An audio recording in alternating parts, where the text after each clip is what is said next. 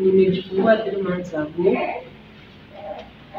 So nilikuwa kukutana na mtoto wangu tu tumelala.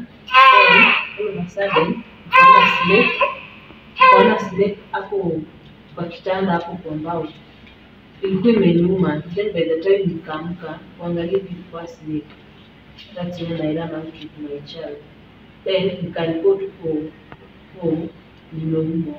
Kaulizwa ni nini ilikuwa, nikasema ni snake. Then nikaambiwa maybe si snake juu ingekuwa imereact kitambo. But mimi nikaona snake juu nilikuwa nishaona. Akakataa kunisikia kabisa.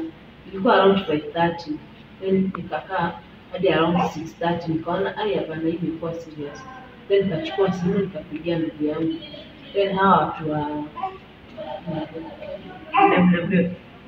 nilikuwa wamekuja home, but mimi sikujua nilikuwa wamekujia. Niliona tu magari hapo nje. Then nikasikia tu watu wakisema kuna watu wamekuja. Ndugu yangu akaniambia kuna mtu hapo wa wanyama akuja kuangalia. That's when alikuja akaniangalia. Then hivyo ndio walinichukua tukafika hapo Kajiado Referral.